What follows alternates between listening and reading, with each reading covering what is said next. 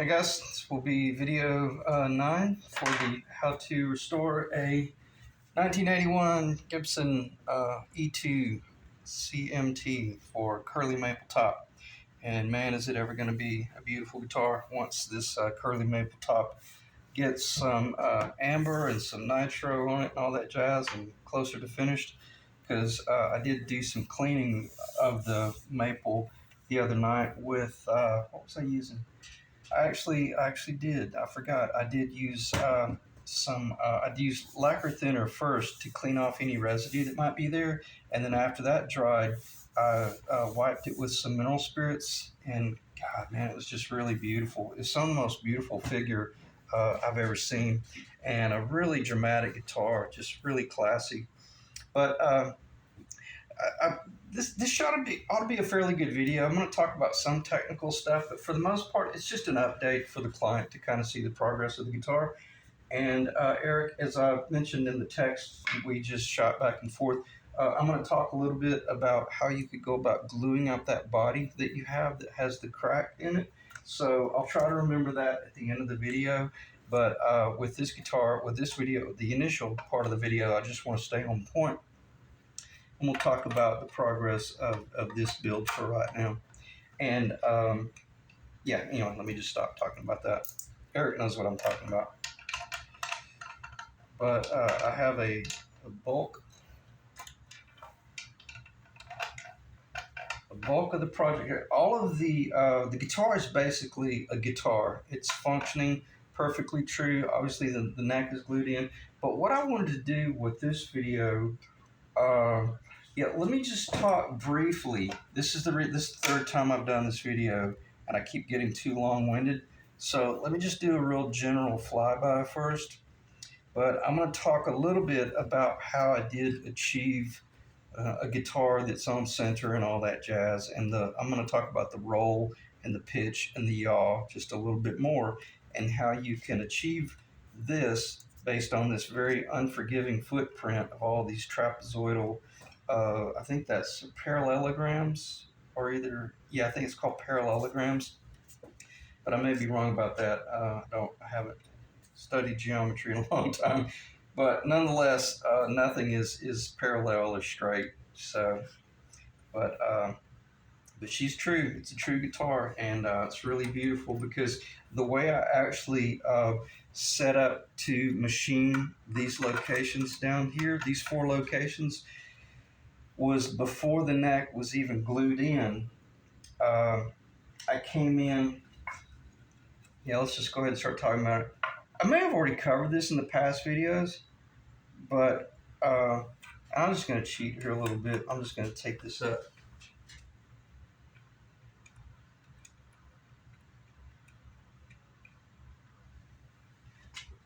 Okay, so basically you see that's the guitar we want, correct?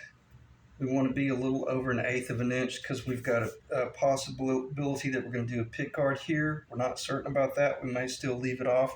But even if we left it off, the bridge is probably going to be somewhere in that location right there, which is a 1981, or it's also like a 1958, because I'm not going to start talking about that. Eric's aware of what I'm talking about, but I did things a little bit differently down here, a little bit closer to like 1958 standards.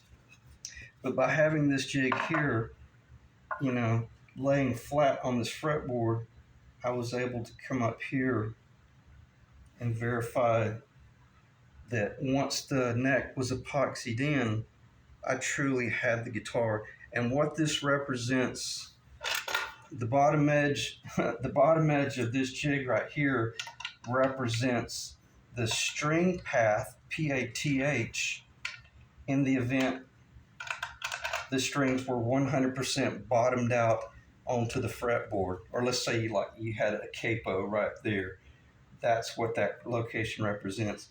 So once the strings go on it, this will raise just about another 1/2 of a turn or so, maybe a little bit more. The string saddles will get notched and everything. So I'm not bragging or anything, but all I'm trying to say, it took me a very, very long time to get to that point to where I could bring all those variables together. And if you're building a guitar from scratch, just know that you've got to be aware of all those things. And I'm going to stop because I don't want to start getting preachy or I don't want to start getting theoretical. But it's really awesome when you've hit that point from all different angles. And it's as simple as making a little jig like that. See, because I was working with a neck that already had the fretboard on it. But if you were working with like just the neck lower that you were installing into the body, well, then you can do this exact same principle, and it's much easier because now you're just working with S4S or just like S3S. Yeah, you have to work it at a minimum with S3S. But with that set, in other words, doing the exact same roll, pitch, and yaw considerations. But if you were working it from this standpoint right here, then from that point where it connects to the body, you're just anticipating um, an additional 5/16 of an inch dimension from the bottom edge of the fretboard to the bottom edge of the D and the G string at the 19th fret at the D and the G string. I'm sorry, I'm kind of getting lost in my own theory there. So if you're working from the flat top, then you're just adding, but you're working with this overhang here. Then you just want to make certain that you're anticipating 5/16 of an inch higher, and you're just engineering all that in. But with this job right here, completely different animal. We're working with a vintage neck that the client did not want to remove the vintage frets, and I agree, they didn't need to be removed. Even though they're not my choice fret, they are far more valuable because they are original and they have almost zero wear on them. So with that said, it required that I had some sort of jig like this to verify that, yeah, you could trust your dimensions all you want, but when it comes down to mixing up epoxy or glue, tight bond, some sort of glue, and you're putting clamps on this baby, and you're putting strap clamps where you have C clamps up here gently controlling the downward pressure, but then you have your strap clamp going around the body. It's basically just trailer strap clamps. Well, it's a little bit more than that. This is specifically cut for doing Explorer neck glue-ins. I put temporary tape on here and temporary tape here, and then I CA glue that on there in order to have something for the strap to go around, and then I have a block on the headstock as well. So I have a strap going all the way around the whole body, and then I'm able to go click, click, and just kind of make certain that neck is pulled all the way in. And I've done that on video several times, but I didn't really want to fool with it on this video because the shop was probably a mess, and I probably just wasn't in the mood to do it. But the reason I'm bringing that up, when you're getting ready to pull the trigger on that ratchet clamp and your two C clamps, you want to feel 100% confident that when you come back the next day and you actually put a temporary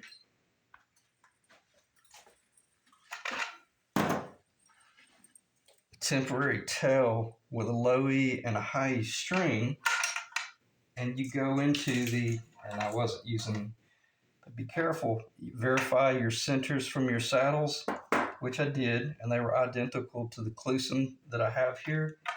Once I connected these two strings to their appropriate tuners up there, before I did the epoxy work, I had a 100% beautiful true guitar when I had it clamped and strapped and all that stuff. So when I had that, I knew it was okay to pull these parts off, epoxy the neck in, didn't even measure anything, just verified that I had a really beautiful epoxy mix. I tinted my epoxy with just a hint of black and a hint of the tobacco. so that any epoxy line that might be in there would not be clear, so that once I did all my shape work, once I was doing my final sanding, I wouldn't run in the risk of exposing some sort of like clear epoxy that was above raw maple or some crap like that. So anyway, there's just, there's obviously a lot more going on when you're doing a job like this, but I'm not bragging. I just like talking about this stuff and letting you know uh, you better be prepared to really see the project finished. The heights, the roll, pitch, and the yaw. Okay. And when I say roll, that's the roll, that's the pitch, and that is the yaw. Okay. So I'm gonna stop talking about that because I'll just get too theoretical. And it's amazing. I've got some really incredible videos from probably 3 or 4 years back where I spent like 3 or 4 different videos talking about all the theoretical aspects, the table saw work, the actual epoxy work, showed how I used the strap, mixed the epoxy, how I tint the epoxy, and then how I did the strap work. But it's funny, I've done it so many times, I'm kind of getting tired of talking about it. And so if you were truly interested in that, just go to some of my very early how to build a 1958 Explorer replica, or probably like my Les Paul 59 Les Paul replicas, and I go into some mind-numbing detail about that type stuff. And it's funny, I've watched some of those videos before. It's like, damn, I didn't realize I was that good, And it's kind of comical when you can watch your old videos and realize, wow, they truly merit, a gold star. So anyway, if you're truly going to build something, then check out those videos. They're free, and they're just that. And I think they're good, some good knowledge. Okay, so let's talk about making certain that it's pretty after it all goes together. We always knew that this was going to be darkened out, so it didn't matter what was going on there. The most important thing was the beauty and the fitment. And man, I got to tell you, I'm so thankful that we went with this stepped heel. So beautiful. And if I'm not mistaken, I think I did it on my. Let me pause briefly. Now, I didn't do it on my other Explorer replica that I'm building, the big hollow body one. I went ahead and I just took the heel all the way down the bottom, and I didn't want to waste video time showing that guitar. So, getting back on point with this one, after this neck is glued in and or epoxied in, and you're going, and it looks pretty banged up and fairly rough. Um, You then need to spend the time fitting in a little block fitment right there in the very end, so that you can then either route it all out or shape it so it's pretty. And what's it going to look like? Did all this on the table saw, but keep in mind, I wasn't up there working on the table saw like this. I let the table saw blade come up about 35% on this side, then flipped it over, kept the blade real low, and came across. And then there was this real small center in there. Then I just took my fret saw and clamped this on the edge of the table, and then I just kind of did the final saw cut right there and relieved out that real nice little where's the top? There it is. Okay, I've written top right there because that's how I want to epoxy in. And I may just put some water on it or something. But see, then I'll be able to epoxy in this little cap, and it will be really deceptive in a very good way if I can get my finger out of the way. Let me just get behind the camera. I don't want to put any tape on it because you can see through what I'm trying to do here. This is hard to do. It's kind of hard to hold. Okay, yeah, that looks okay.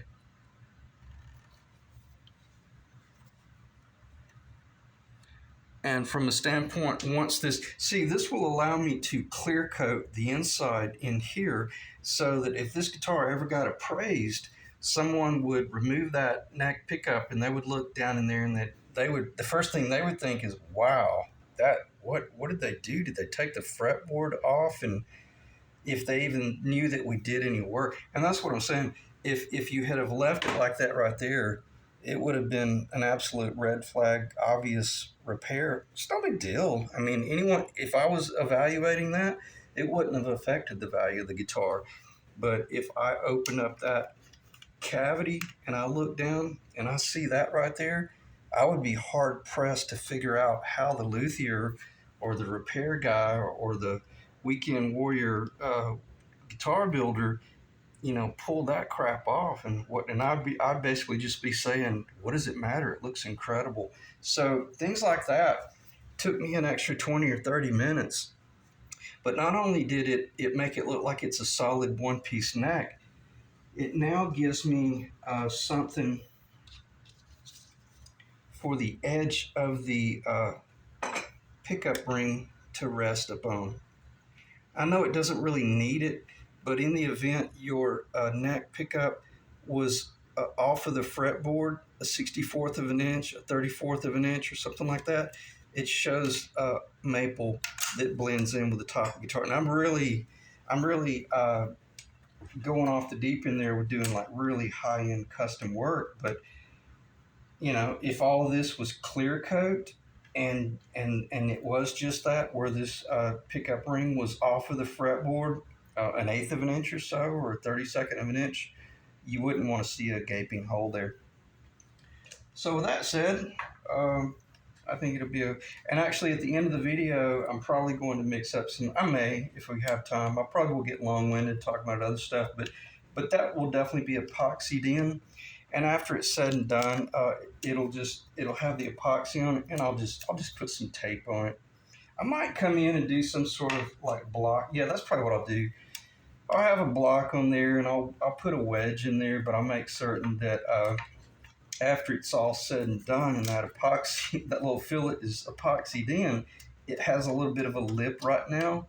Then I'll be able to go to my routing station overhead router, which is my drill press, and just route that off flush with the back side of the pickup cavity. Okay, so no one will ever see it unless it's being evaluated. But, well, I say no one will ever see it. Whoever watches this video series will see it, and they'll see, obviously my ability as a guitar builder, but also our intent. What is it? The relentless pursuit of perfection. What was that commercial series for the cars? So our relentless pursuit of perfection and doing high quality luthier work. Very happy with it. The little guitar is really beautiful coming together. Feels great too. And it's kind of funny, the smaller footprint is really growing on me. I typically only prefer to build the 58 footprint with the bigger horn, but this is really beautiful. It's really tasteful. So, and because I think this is the 3rd or 4th time I've done the video, I'm pretty certain that I covered the fact that I sprayed, several coats of lacquer, let it dry each night, and then got to the point where I was just spraying 1 coat of lacquer each day, but fairly wet, and then I let it dry for like 7 to 8 days. And the reason I bring that up, if you're building a guitar and you're spraying it with lacquer out of the can where it has more solids, you really don't need to be doing your buff work till like a month and a half later or 2 months later. It's a very long process. So I wanted to come out of the gate on this guitar and build all the body base coats with the nitrocellulose lacquer out of the can, the M610 1406. And then once I achieved the guitar we wanted to see, then I want to do all the finished clear coat with the M610, I think it's called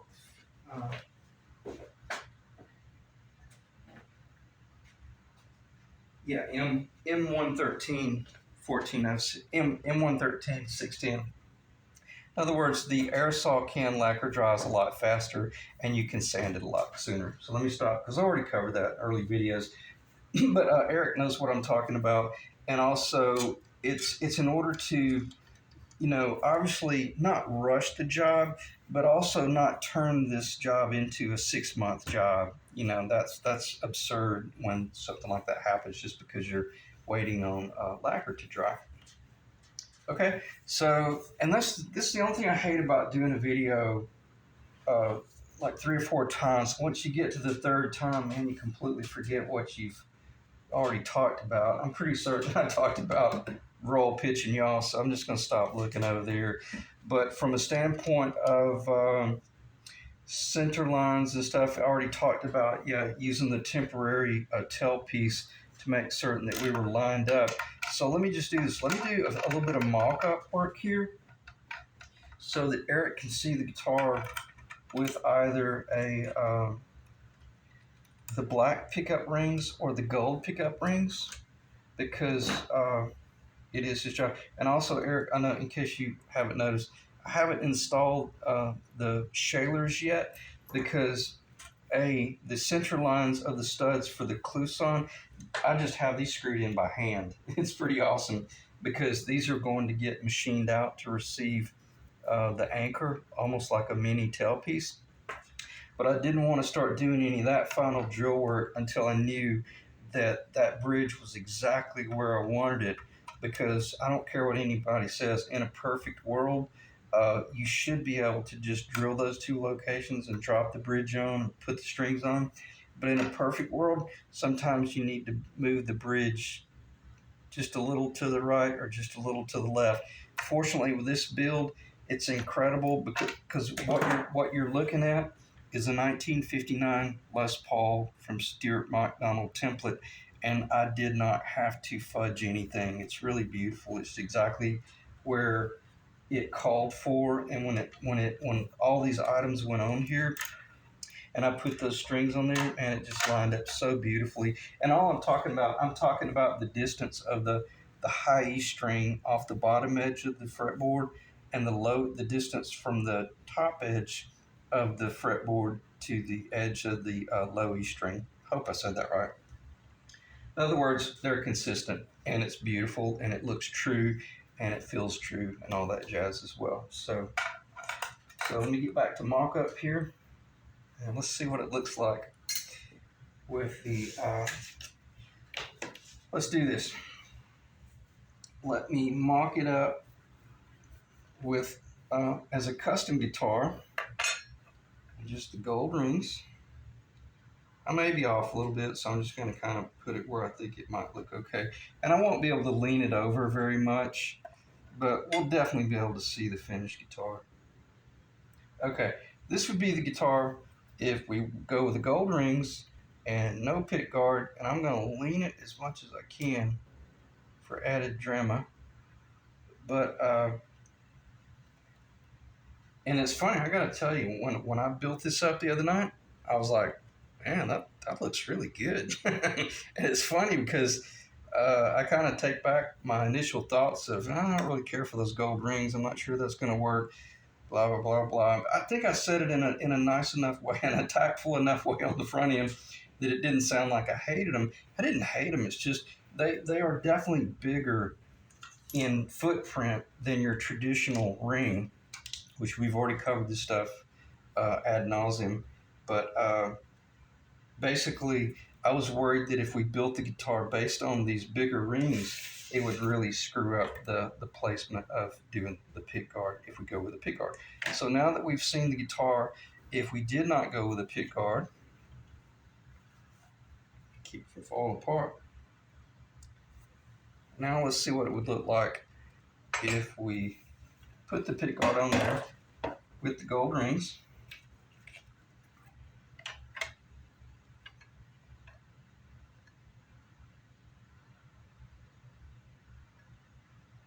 This is probably not the true guitar, but it'll be close enough for rock and roll. But if we do go with these gold rings and this pickguard, I will have to machine out down here some, and I don't want to do that on a vintage pickguard. That would kind of suck. But so that's the gold, complete all 100% gold hardware down the middle. God, I can't believe it didn't slide apart just then. See if we can get lucky. Yeah, well, I want to keep my hand out of the way. Ah, crap. I probably could stop and put some tape on the bottom of that and stuff, but you guys get the drift. And I say you guys, actually, this is for Eric to see and make the determination. Oh, and I say that to say this, Eric. I'm not presenting this stuff in in uh, in need of you making a decision. I'm excited that I finally have the opportunity where the neck won't fall out of the body, and I can actually show the guitar so that as it begins to come together, you can start making the determination of, do you want the pick guard, or do you want to just do the custom guitar, or do we want to go with the black pickup rings? Again, I'm not asking for an answer, because even I'm not there yet. I've got a hell of a lot of work to do before we get there. So it's completely irrelevant at this point. And when I say irrelevant, I mean with a capital I. It is 100% irrelevant that we make that determination yet, because I got a long way to go. And this would be the guitar with the black rings. No, let me get this off. Keep bumping that chisel. I got a lot of tall stuff sticking up over here. Sorry, guys. Pretty sexy. It's a cool guitar. One thing I will say, I will interject my opinion. I love the black pickup rings, because they are historically accurate, they are original, and they don't compete with the gold bridge and the gold TP6 tailpiece. I think that's really tasteful and really beautiful. And once you get the gold knobs over here, whether you go with a pick guard or not, beautiful guitar. This is really a beautiful guitar.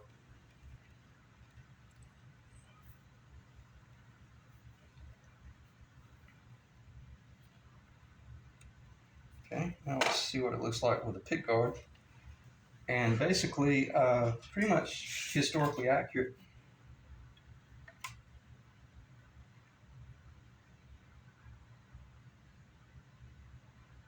Really close. I hope it doesn't slide around too much.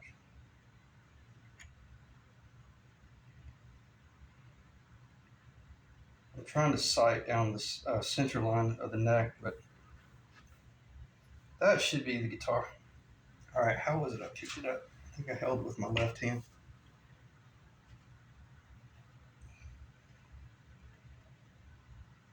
And Eric and I, we were kind of joking the other night, actually, it was probably about a week or so ago, about how it's kind of cool how we kind of just went full circle and went back to the original design. And I shot him a text message like, yeah, if anything, I've learned the lesson that we're replicating and/or copying them, and they're not copying me. So, and why? Because it's a beautiful guitar. And once it gets the chocolate and the tobacco and the smoked work, the amber top, it's just going to get better and better. See if I can tilt it. Have a little drama there. It's funny, every time I say drama, my ex-wife was a professional ballet dancer, and fairly incredible. She was a principal dancer with Los Angeles Classical Ballet, West Palm Beach. She guested at ABT up in New York, and that used to be her catchphrase. All the ballerinas they wouldn't say drama, they called it drama. So I thought that was fun. So for added drama, beautiful guitar. See if I can lean it forward a little bit. It shouldn't slide right there. Yeah, man. Looking really good. Okay. I won't drop it off the table. Okay, so we talked about gold rings. I do have these. There's no sense in looking at them. If I had a white pick guard that was already pre-machined, I definitely would show this. But while we're here, I've never done this before. I want to see what it would look like with parchment. And the reason I say that is I seem to always be gravitating towards parchment hardware plastic when I'm working with gold. And I'm sitting here looking at this, and it's like, oh yeah, this is definitely the guitar that I would build. Not necessarily as an explorer, but if it had like the parchment pick guard, you know, really, really beautiful. I'm not saying for Eric, I'm just talking about in general. Since we're doing mock-up here, you can see what your guitar would look like if you went with parchment. And you could still go with like gold knobs. Oh, what do you know? I got some gold knobs over here. God, I should have been showing them. Sorry about that. Now, Eric has provided, speed knobs. Eric has gold speed knobs, but I typically always use the traditional. But nonetheless, it would be cool even with the parchment. Okay. And man, just looking at those crazy zebras that are probably worth about $1,000, those dual lead zebras that he has, that's going to be pretty incredible. And if I didn't have the bass on this Floyd Rose, we could see what it would look like with the Floyd Rose. Let's see where the Floyd Rose would go. And I built a Floyd Rose for a guy. I think he was in Indiana, and built an Explorer replica, and we put a Floyd Rose on it. It was pretty cool, man. And it was a 25.5-inch scale. So sky's the limit. You can do pretty much anything you want. All right, let me check the time. So 31 minutes. Feels like an hour and a half because it has been. I keep screwing up this video and having to repeat it. But and this is embarrassing. I'm pretty sure I talked about this, but I'm gonna cover it again in case I didn't. I'm almost 100% certain that I've already talked about this, but I'll be epoxying in that little piece right there. Yeah, I'm almost 100% certain I talked about that in the very beginning of the video. So that'll make a huge difference from a standpoint of valuation. If the guitar ever gets disassembled and assessed, I think anyone would be able to tell that it had some work done. Excuse me, that would be kind of obvious, but the more it looks original, the better.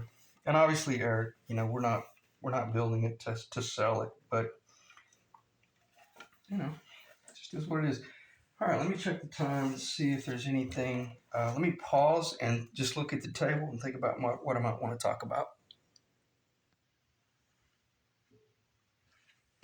Okay, finished the video just kind of talking about some of the technical stuff, but in the event I forgot, I think I might have covered it. I know I covered it in one of the videos that probably got erased, but I did relieve some of the lacquer on the neck to reveal the original wear-in.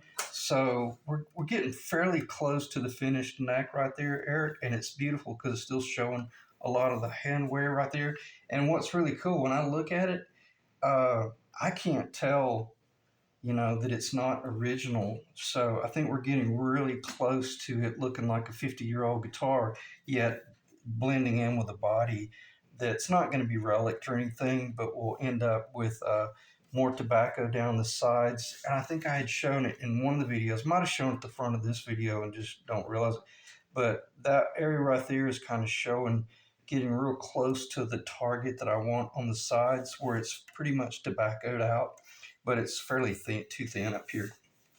So there's still lacquer work to be done. In the event I didn't clarify that, I wanted to do all that base lacquer work, let it dry for about a week and a half before I moved forward and started doing hardcore machine work and really being rough with this body, because even though it might feel dry, you'll start doing major damage to your lacquer base coats. So let's talk about some of this machine work right here. And I may have clarified, I'm fairly certain I clarified in the front videos. These are actual new old stock tailpiece studs and anchors that this guy has. It's just amazing that he even had it. But they are the true hard. Oh man, yeah. Well, you can see those are real. And I don't want to slide it across the maple and run the risk of scratching the maple. Oh, great. Okay, so you can see those are steel anchors per 1970s specs. But the whole process of putting that one in, you want to install the internal ground wire as you're doing this process. So before you drill that hole, you want to make certain that it's a one-step operation, meaning you don't want to have to heat that baby up and remove it and relocate it. So that was all about that whole layout of guaranteeing that I had the string path PATH of the low E and the high E string exactly where I wanted it across the bridge locations, the tailpiece locations. Then once I was ready to go to my drill press and truly drill out those 4 locations, I knew that I was only going to have to drill them once, so that you don't see any repair work or crap like that. Now I know this is not the finished stud, and I've already covered that, but I just used these for my initial alignment. So I say all that to say this: you might want to invest in like a build tailpiece and a build bridge that you always have on your table to just kind of verify stuff like that. And as I've clarified, I think I clarified in the beginning of this video, down the middle of this guitar, all it is a 1959 Gibson Les Paul per the Stuart McDonald templates. So once I had the blue location represents the mortise locations, and before the neck was epoxied in, um, yeah, of course I had to. So before the neck was epoxied in, I did reinstall this template and set the scale at the 24 and 3/4, and then I knew that I was on center there with my neck pocket, the body, all that jazz. Then I was able to go to my drill press and start out with the very initial 1/8 inch drill bit in all 4 locations, and make certain your drill press is true, and it is. And then once I did those 4 locations, then I was through with this template. So that's what I meant by down the middle of these guitars. As long as you just invest in this one template right here, you're able to do well anything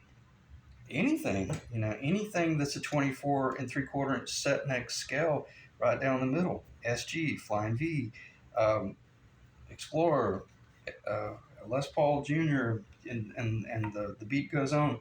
So with that said, I was very happy and ready to then progress. Once I had these 4 locations, uh, then I removed it from the drill press, and then I put basically like tile backer board screws in here in order to just do it, not with this bridge, but hang a tailpiece on there with 2 strings on it, and then put that bridge on there and verify all the alignment was true, which I've already covered numerous times before I moved to my step bit work. And so after I had those 4 locations, tested the trapezoidal path and the center line of the neck to the body, and knew I had a guitar, I knew it was time to do my machine work.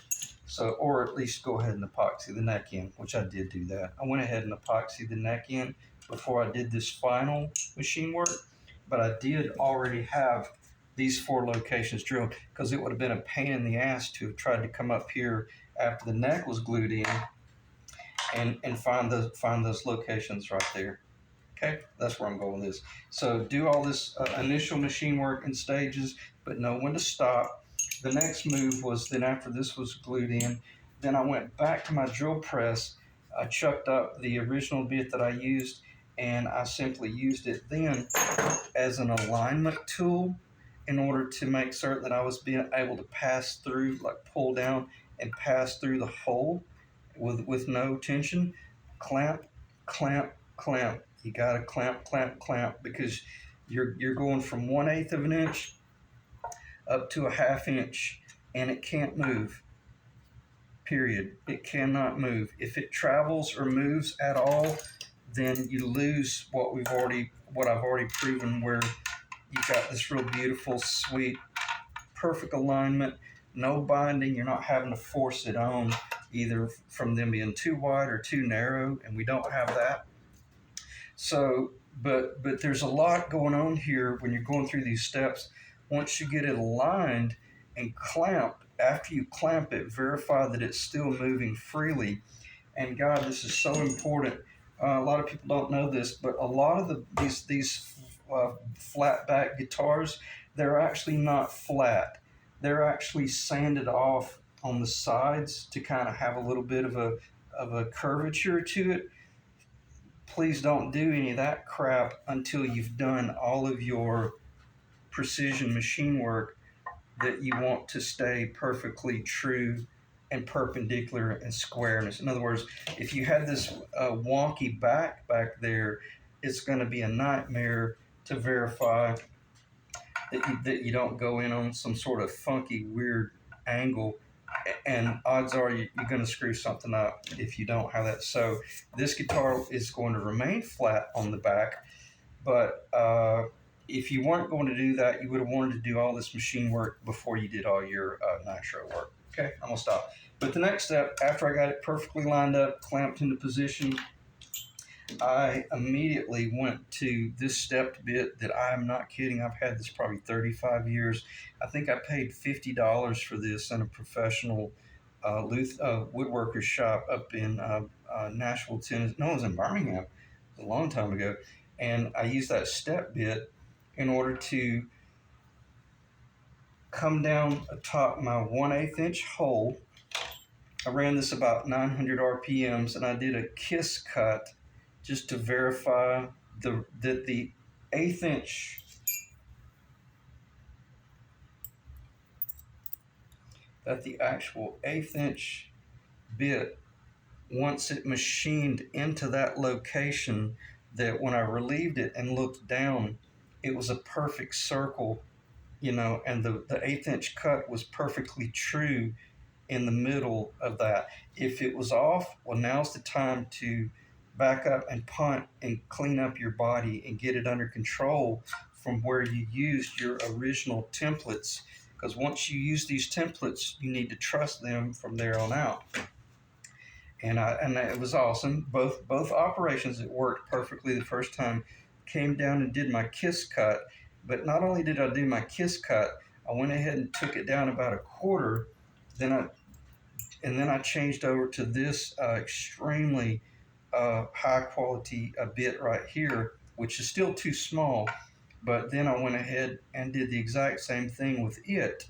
But then I went ahead and took it about 3/4 of an inch deep, maybe a 1/2 inch deep, just enough to really define the true location, because you wouldn't want to dare go from an 1/8 inch bit up to that 1/2 inch. It's very unlikely that that's going to stay under control. Even if you've got a really high quality drill press, then you don't need me teaching you how to do that. You know this stuff. But most of us are working with $300 drill presses. That's about what mine's worth. It's a Craftsman. That's a 15 inch, 12 speed, 3/4 horsepower. I think it's a 3/4, might be 1 horsepower, but it's an old drill press that's probably worth about as much as I paid for it. It's true, but nonetheless, work your way to the finish line by stepping through those operations. And then after I had that location cut, probably the most difficult thing to always remember: set the deck height from your chuck down to your material, because once you make that first test cut and you've verified everything, you don't want to get in there and realize, oh my God, I can't get the bit in there because I was too close. Make certain that you work high enough away that you're able to actually do the job.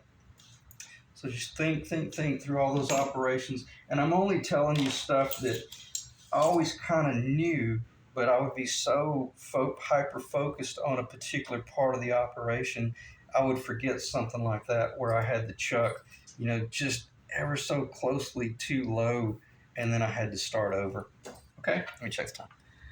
Again, I'm getting way too long-winded there, but it's really important, because not only are you, well, you're just trying to do the job right the first time.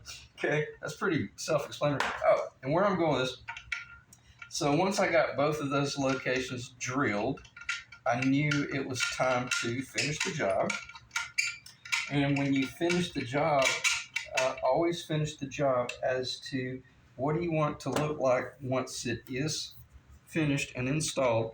I want to bottom out, and I always like to go. I like to go perpendicular.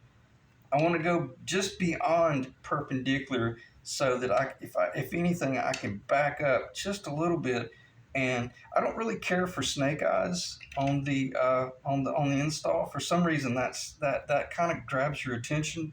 But I like to be perpendicular, and that's with the top of the anchor just barely protruding out of the top of your body. Okay, and it's cool because then when you're adjusting the height of this bridge, I'm going. See, I went 1/2, 1, 1/2, 2, 1/2, 1, 1/2, 2. I'm not having to measure anything.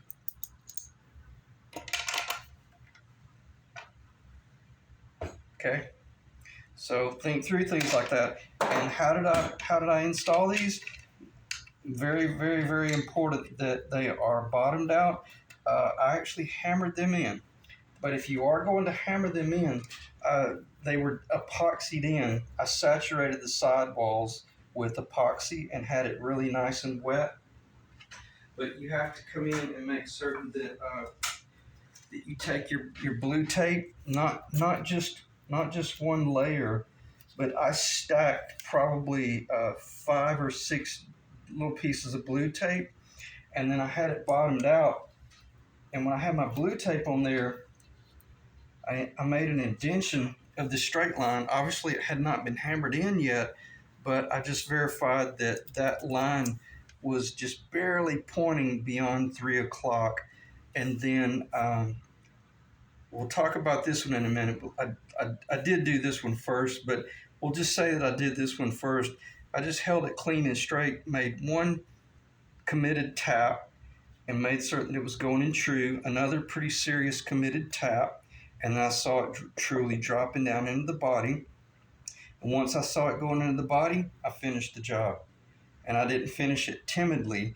I probably only struck it 4 times, if not 5 times, and I was literally watching it jump about 1/8 of an inch each blow. And you could press them in, but I don't like running the risk of having some sort of block back here where I'm using a large clamp, like C-clamping on or some crap like that, and then run the risk of introducing some sort of line damage to the back of the guitar. So don't be afraid to pull out your hammer and actually do that job. Make certain you're not on a soft surface. You got to be on a pretty firm surface when you're doing that. And I can kind of feel myself getting rushed here because I know the camera's going to cut me off in about 6 minutes. So if it cuts me off, I appreciate you guys dropping in case I continue too long-winded.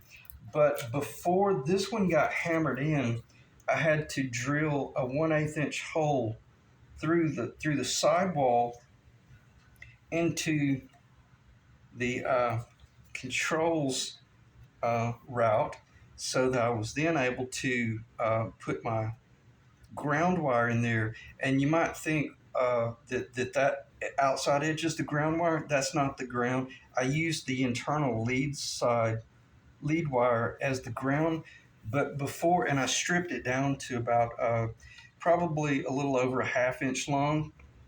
I tinned it with my soldering gun, and then I folded it over into a 90 degree. And the most important thing you can do here is bottom it out in the edge, because as you're getting ready to put that anchor in, you don't want the anchor. Oh, I wish I had a wire. Oh, I do have a wire. Awesome. If this were the wire right here, you got to hold it back here outside the body.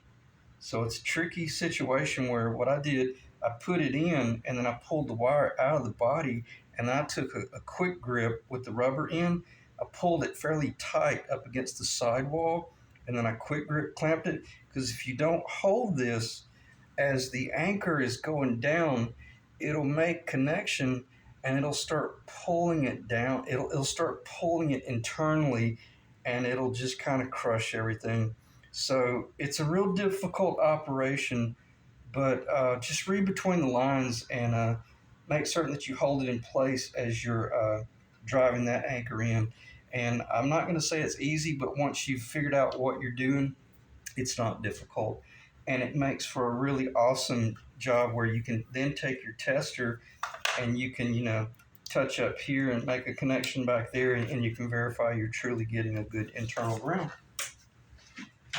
I got way too technical on a lot of that stuff, but that is a nightmarish, terrifying job right there if you've never done it or heard someone talk about.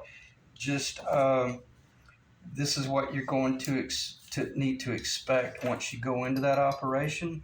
And as long as you've got a good plan and a good set of tools, you'll be able, and just basic hand tools.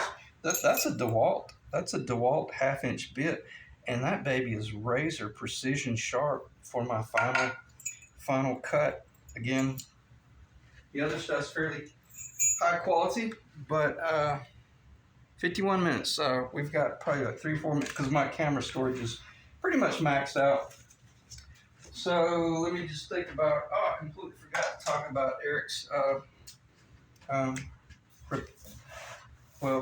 Eric's got another project he's considering doing himself, and Eric, I probably won't be able to talk about it in this video, but I'll send you some pictures. Eric has a body. Let me just go ahead and talk about it. It won't take just a second. I've got that, Eric. This is a little bit more valuable to me, but I would recommend probably just going to Crazy Parts for your overlay. But if you've got a body that has a crack right here, one way to repair it would be to get some poplar and some maybe some 2x6 and cut out the curvature so that you've got a block on the bottom and a block on the top. And then the crack that you showed me being a radial crack, I wouldn't worry about epoxy with that. I would just kind of wedge it open a little bit, not much, just enough, and I would just saturate it with Titebond and just really make certain that Titebond just goops all down in there. And then I would take a large cabinet clamp about 16 or 18 inches wide and then just clamp it shut. If you might be able to take a trailer strap system and just do a trailer strap around it, but you'll still have to have some sort of protection. I don't know if that would work. I know for beyond a shadow of a doubt that would clamp it in, but I do a lot of trailer strap type clamping. So just kind of keep that in the back of your mind. If you got any questions, let me know, Eric. I'll help you as much as I can from a standpoint of suggestions and stuff like that. 53 minutes. We got about 1 more minute, and because my camera is telling me that it cuts off at 54 minutes and some odd seconds. So going once, going twice, looking at the table. I hope it was an okay video, just general conversation about roll, pitch, and yaw, making certain you're able to dry fit the guitar, clamp it up, verify all this work, because once you start pulling the trigger on this stuff, you want to be 100% confident and chilled out and relaxed, knowing that once I drill these holes, I'm not going to have to be making repairs or moving things around, because you're working with a clear coat top guitar and you don't have those liberties. Okay, so I appreciate you guys dropping in, and if you got any questions or comments, let me know, and we'll go from there. But otherwise, the camera's probably going to cut me off in about 30 seconds, if not sooner. The next video, I have no idea what's going to happen, but this little piece